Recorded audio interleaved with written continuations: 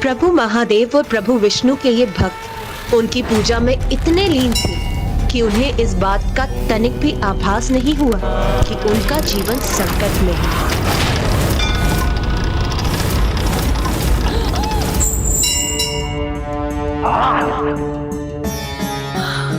ये कैसा अशुभ संकेत है स्वामी? अभी ये गिर जाता तो कितना बड़ा अनर्थ हो जाता हमारा। नहीं प्रिय, ना तो ये गिरा है और ना ही कोई अनर्थ हुआ है। ये कोई अपशकुन नहीं है प्रिय, ये शुभ संकेत है जिसका अर्थ है कि हमारे और हमारे राज्य पर जितने संकट आने थे वो आ चुके। अब हरिहरा स्वयं हमारी रक्षा करेंगे।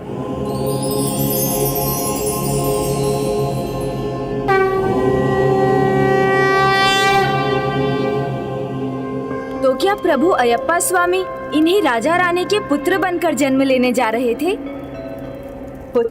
प्रभु अयप्पा स्वामी के जन्म में अभी समय था, किंतु उनके जन्म का आधार अभी उत्पन्न होने जा रहा था। एक ओर तो राजा राजशेखर अपनी पूजा की सफलता की कामना कर रहे थे और वहीं दूसरी ओर शिलाओं में दबी महिषी की तप की ऊर्जा अब ब्रह्मलोक तक पहुंच चुकी थी और ब्रह्मदेव के लिए यह असंभव था कि वो महिषी के आवाहन को स्वीकार न करें।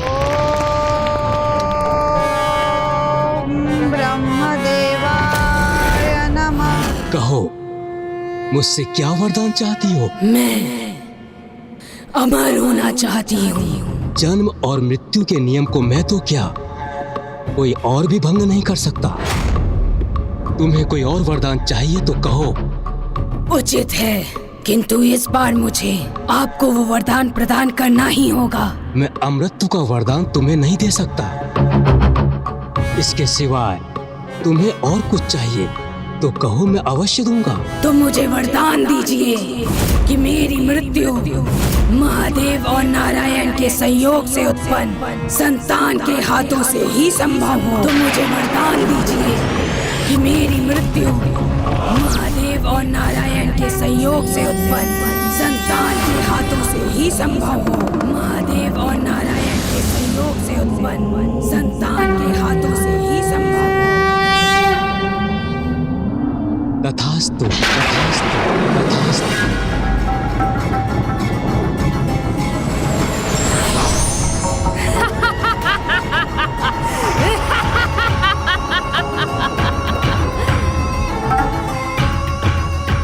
संसार के रचयिता हैं ना आप, फिर भी आप एक साधारण असुरस्ते से धोखा खा गए। अमृतत्व ना देते हुए भी अमर तो बना ही दिया आपने मुझे। आप इतना भी नहीं जानते ब्रह्मदेव कि महादेव और नारायण दो पुरुष हैं और इनके सहयोग से कोई संतान उत्पन्न हो ही नहीं सकती।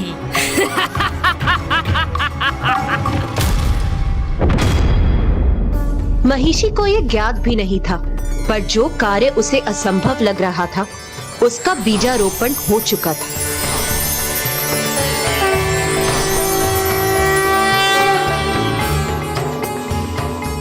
देवता जिसे भूल चुके थे वही महिषी वरदान प्राप्त कर स्वर्गलोक पर आक्रमण करने पहुंच गई, पर महिषी प्रतिशोध की ज्वाला में धधक रही थी।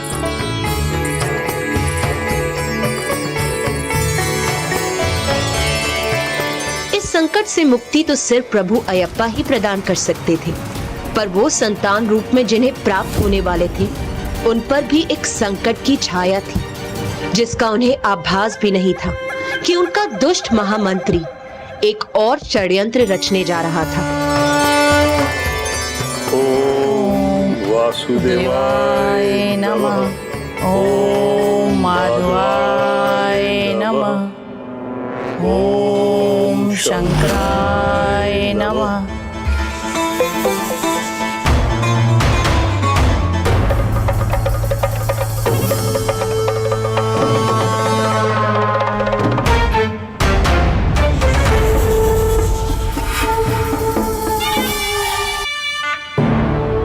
दोनों ही ओर से विकराल संकट का आगमन हो रहा था।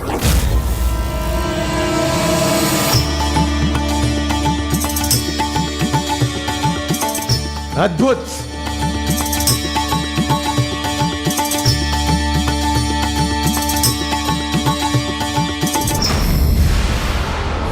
देवताओं, अब आनंद नहीं, अब केवल पीड़ा होगी स्वर्गलोक में। महिषी ही अब स्वर्ग की महेश्वर होगी, क्योंकि मेरी शक्तियों के सामने अब कोई नहीं टिक सकता, कोई नहीं।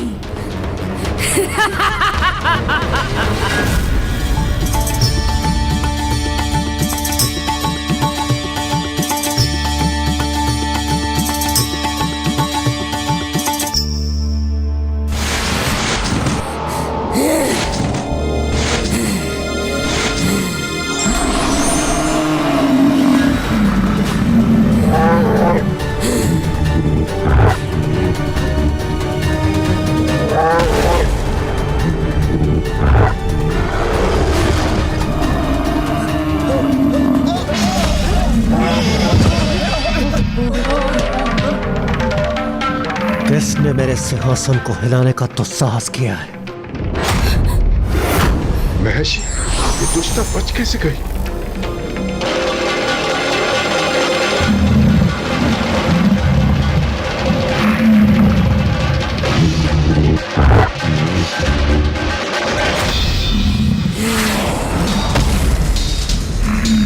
तुम्हारी इस उद्दंडता का दंड तुम्हें अवश्य मिलेगा। दंड तो तुम्हें मिलेगा इंद्रदेव, जब मैं तुम्हारे सिंहासन पर विराजमान होंगी। स्वर्ग पर मेरा अधिकार होगा। स्वर्ग नहीं, मृत्यु प्राप्त होगी तुम्हें, मृत्यु।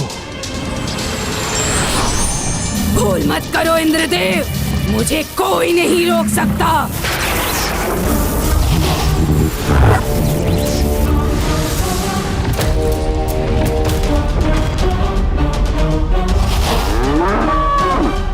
आक्रमण!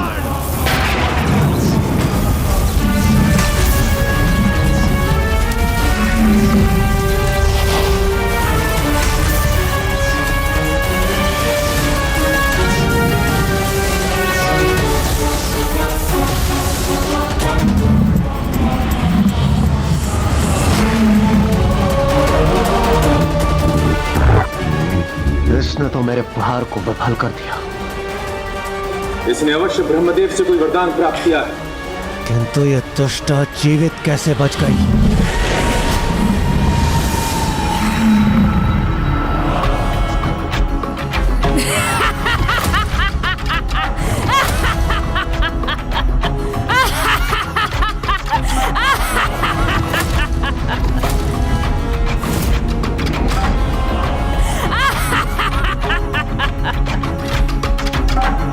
ये अनुचित प्रश्न है तुम्हारा इंद्रदेव। उचित प्रश्न ये है कि अब तुम सब कैसे बचोगे?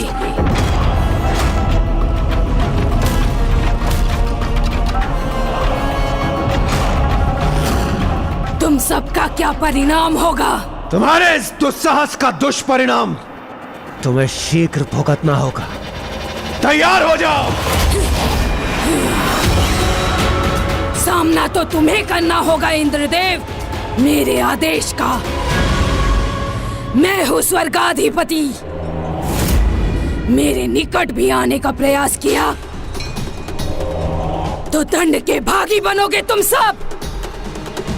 देवताओं, तुम्हारे पास केवल दो ही मार्ग शेष हैं। एक तो मेरी अधीनता स्वीकार कर मेरे सेवक बन जाओ, या फिर स्वर्ग छोड़कर चले जाओ और सबको बता दो कि मैं हूँ स्वर्गाधिपति महिषी। मैं नहीं देवराज, ये उचित समय नहीं है प्रहार करने का। अभी इसे परास्त करना संभव नहीं लगता। देवताओं, तुम्हारे पास कोई तीसरा मार्ग शेष नहीं है।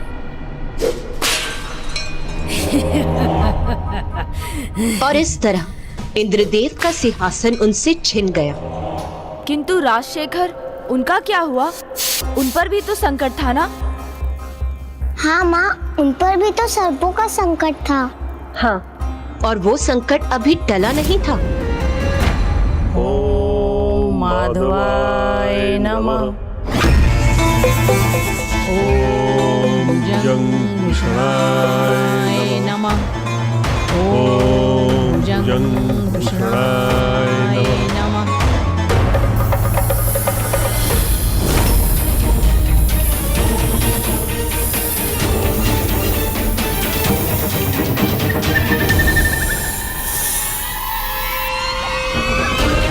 महाराज, अपने महामंत्री को तुच्छ समझने की भूल कभी मत करना।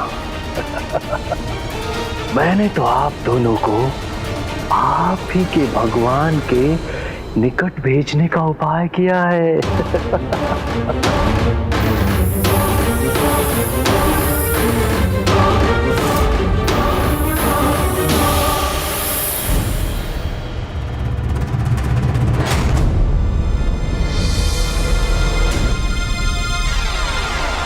ओम नमः शिवाय। ओम नीलकंठाय नमः। उचित है महाराज, उचित है। जब अंत निकट हो तो मात्र ईश्वर का ही स्मरण होता है। ओम नीलकंठाय नमः। ओम नीलकंठाय नमः।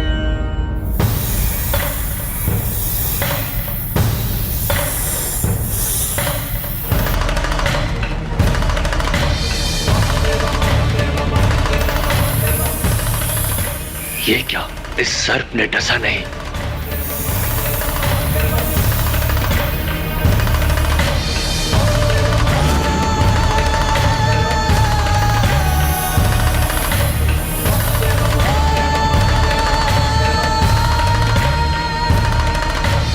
ओम वासुदेवाय नमः। ओम वासुदेवाय नमः।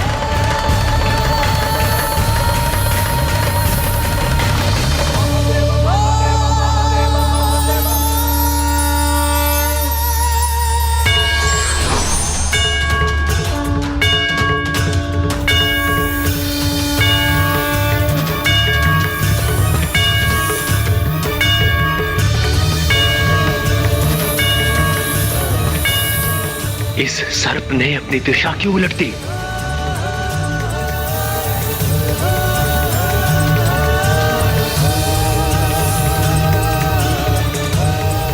ये क्या हो गया इन सर्पों को?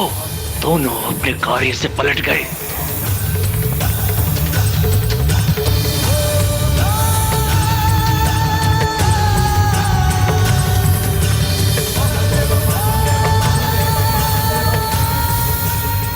हे प्रभु, आपकी इस कृपा के लिए अनेकों धन्यवाद।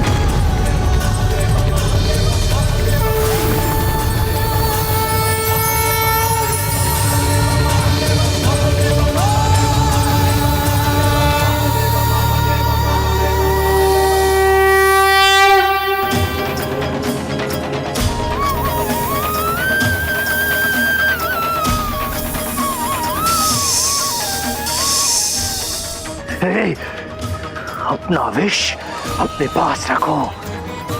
मुझे आहत करने का प्रयास मत करो। ओह, तो ये राजा यहाँ मंदिर में अपने प्रभु हरिहरा से सुरक्षित है। इसे यहाँ मारना संभव नहीं होगा, परंतु कभी तो बाहर आएगा, तब मैं इसे नहीं छोड़ूंगा।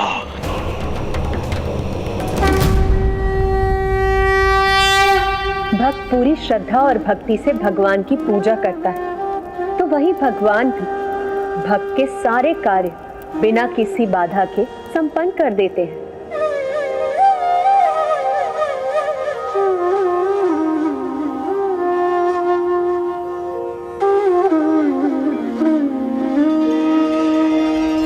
देखिए ना माँ, प्रभु अयप्पा जन्म लेने से पहले ही भक्ति का सागर बहा रहे हैं। अभी महादेव उनकी भक्ति में पूर्ण रूप से लीन है। किंतु माता, जब महिषी ने स्वर्ग पर अधिकार स्थापित कर लिया तो देवताओं ने क्या किया? वो कहाँ गए? प्रभु ब्रह्मदेव के पास ब्रह्मलोक।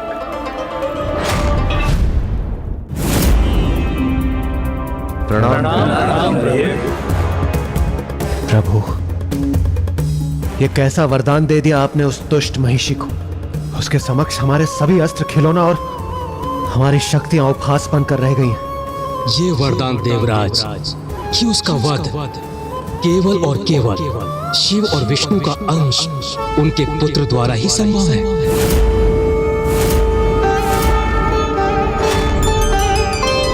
क्षमा कीजिए प्रभु, किंतु आपके दिए गए वरदान से महिषी का वध असंभव हो जाएगा, क्योंकि महादेव और नारायण दोनों ही पुरुष हैं। तो फिर उनसे संतान कैसे उत्पन्न होगी?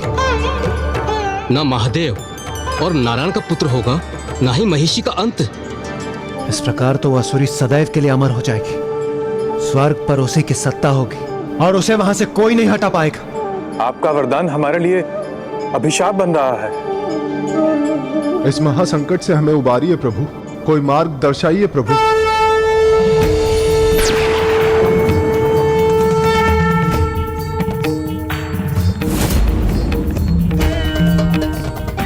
आने वाली फाल्गुन पूर्णिमा को असंभव संभव होगा। ये प्रभु कह क्या रहे हैं? क्या होगा फाल्गुन की पूर्णिमा को?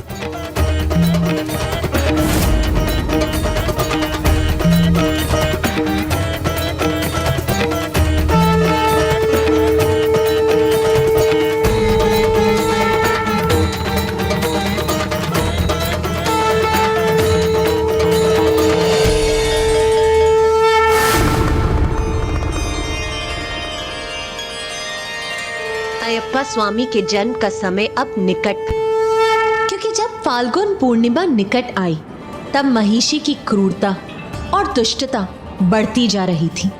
उसका प्रतिशोध अभी पूर्ण नहीं हुआ था। स्वर्गलोक में अपना अधिकार स्थापित करने के बाद वो देवताओं से उनकी शक्ति भी छीन लेना चाहती थी। इसीलिए उसने ठान लिया कि कहीं ना ही कोई देवताओं की पूजा करे, ना ही कोई उन्हें भोग समर्पित करे और ना ही कोई उनका यज्ञ करे। यज्ञ रुक जाने के कारण देवताओं को हविष प्राप्त नहीं हुआ और वो दुर्बल हो गए। यही महिषी चाहती थी।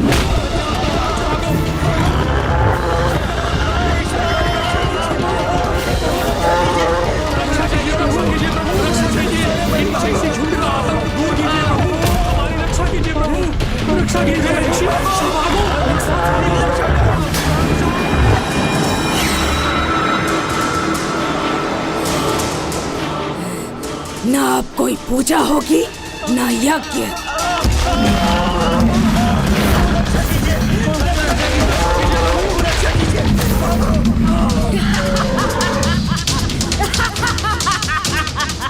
इस स्थिति से मुक्ति पाने के लिए ऋषि मुनि, देवता, यक्ष और गंधर्व सहायता मांगने के लिए प्रभु शिव और प्रभु विष्णु के पास गए।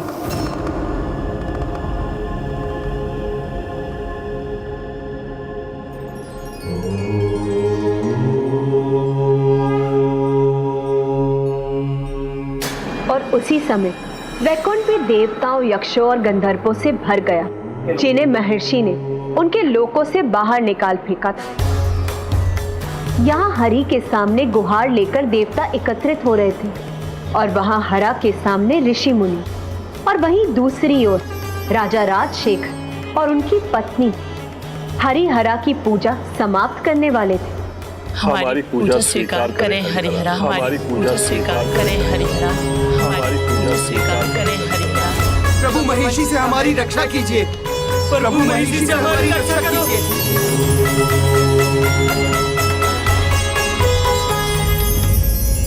हम पर कृपा करें प्रभु, हमें आशीर्वाद दे प्रभु, हमें संतान सुख प्रदान करें प्रभु।